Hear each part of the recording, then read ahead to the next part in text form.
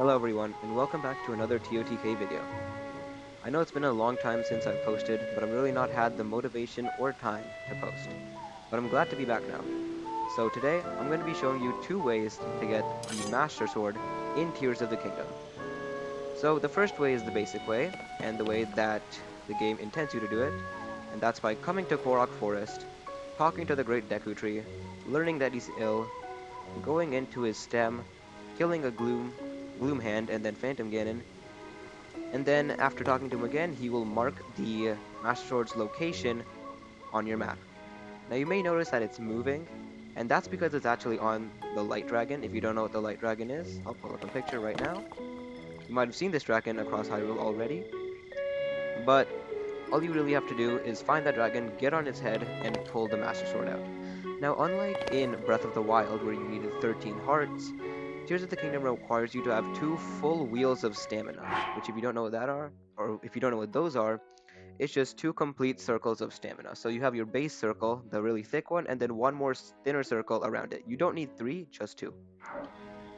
Now, to do that, or at least to get into Korok Forest in case you don't know, all you really have to do is follow this quick and easy guide. Go into this chasm right here. After there, walk this path here. And now there are some gloom hands directly in this area, which is why I marked this. Like, don't really come here. Kind of just like turn away.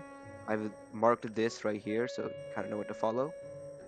And then sort of, kind of come to the middle. So you just walk here through there and straight to the middle. After there, you'll see this thing. So what you're going to do is you're just going to go under it and ascend, and it'll bring you straight into Korok Forest, just around like here. And then you'll be able to initiate the quest. Now, just really quickly before you go into the Gloomhands to fight them, or at least to the Korok, or the Great, oh my god, the Great Deku Tree to fight the Gloomhands, you're just gonna need like three things.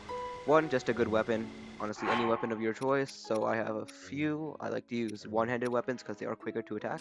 Some bomb flowers. Let's see if I have 647. So if you don't know how to get a lot of bomb flowers, I do have a video on that, and I will link that into the description.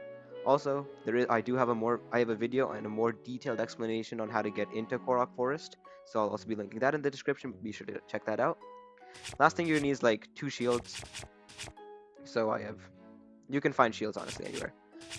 And then you're just gonna need like two rockets or two springs. What you're gonna do is you're just gonna attach those to your shields. You're gonna go down into the Deku Tree's roots. You're just gonna make the Gloom Hand spawn, and you're gonna activate your first rocket or spring shield.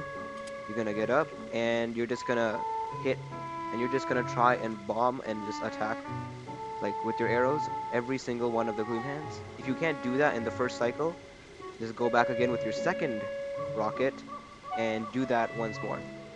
After that, you should be done. Phantom Ganon is pretty easy. You just have to be careful, pull out your shield, and make sure you just don't really mess up. It's pretty simple. Now, and that is honestly how you get the Master Sword with the intended game way. Now, for the second way, and the way that I actually got it, because I didn't know all of this, is by collecting all memories. And I'm not sure how many memories there are. Let's go check that real quick. So there's like 18 memories. Actually, the last one's an additional. These two are kind of additional, I think. But there's like, say, 16 memories, 18 memories for you to find. So if you know, after you get a memory, it kind of just marks what the glyph or the memory glyph looks like. So let's just start up here. I'm going to be showing you where all of these are. So the first one we're going to be doing is up in Tabantha, or the Tabantha Tundra. And it's going to be this, I don't know which memory this is. To go in order, like I don't know which order these are, so I'm just going to be going like this. But this is the 8th one. You can follow and go in order for a better explanation of everything. But its tier is going to be located right here. So you're just going to have to go to there to find the tier. Now for the next one, right here, its tier is right there. Now for this one, its tier is right there. That's the first one, actually. That's where you meet Impa and learn about these. The next one's right there. After that, there's one right here, one right there, one right there, one right there. That's the tier. One right there. This one's a bit interesting. It's just in there. Talus Plateau. If you remember, I think it was in Breath of the Wild. Talus Plateau at a Hinox. Very funny. Then there's one right here. I don't know if I mentioned this one, but there is one right there. And that one, you have this one over here, and there aren't any in Akala, I don't believe. Oh yes, this one up here. But basically, after you collect every single one of those memories, the game's going to tell you to go to a location. Now that location is going to be right here. Soka, forgot this. Soka points in, sorry. Soka points in Farron. This is the Risk Peninsula. You're just going to have to come to the center right here. So I'm going to go there real quick, and then we'll go from there.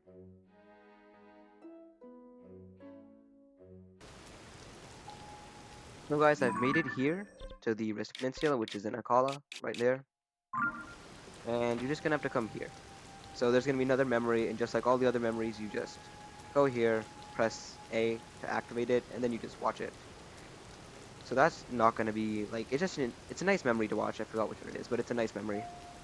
And a bonus is that there's going to be a lot of silent princesses that spawn around here.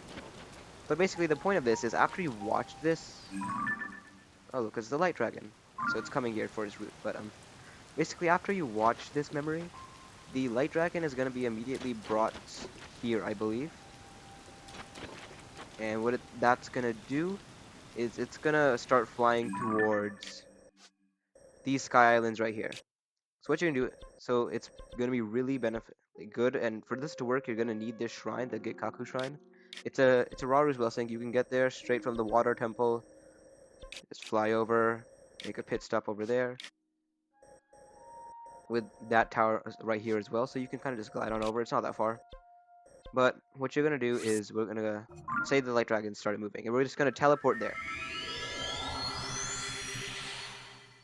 So while we're teleporting, I just want to inform you guys that we're going to be starting a Echoes of Wisdom playthrough. So if you're excited about that, leave a like and subscribe to see all of those future videos. But either way, now that we're here, what you're going to do is you're going to immediately run, because you have to do this fast. You got to run, sprint straight to here, and what you're going to do is you're going to turn it in the direction of the light dragon. So the light dragon's going to be coming from like about like that way, the direction I'm facing. So we need that to face that way.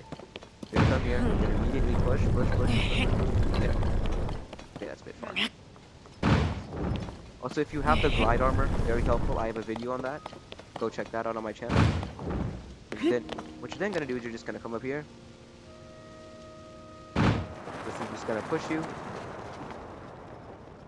And now that we're directly over here, since the light dragon's just going to be gliding towards this island, you can just start diving. And then around a bit lower, at a bit lower of a height, we're just going to be able to get on it. Now, I do believe I just saw the light dragon. Can we actually get on it right now?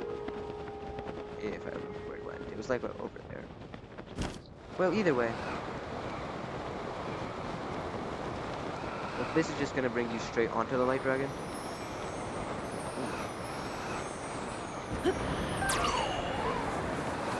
Either way, now I'm just going to head on over and get onto the light dragon. And I'm going to show you what to do from there. So guys, I've located the light dragon and I'm on my way straight to it. And as I said, it's great to have the glide armor because not only do you so when upgraded twice, you don't take fall damage, and it increases your skydiving mobility. But either way, after getting onto the light dragon, the Master Sword is going to be like right here in the center of this, and all you're going to have to do is go here with your 2 bars of stamina, or sorry, 2 wheels of stamina, press A, and it's going to start like the whole thing to pull, but you do have to hold A the whole time. Hold A, it's just going to start, and you're just going to be put into like an animation of you pulling it, and after your 2 bars or wheels of stamina deplete, it's just going to end. You'll have the Master Sword. So guys, that's actually going to be it for this quick little tutorial on how to get the Master Sword in 2 ways. So if you've liked this, do be sure to like and subscribe, and if you're excited for the playthrough of our playthrough of Echoes of Wisdom, be sure to like and subscribe to be ready for when that comes out and also to be notified of when I drop the first video. Other than that, guys, thank you so much for watching, and I'll see you next time.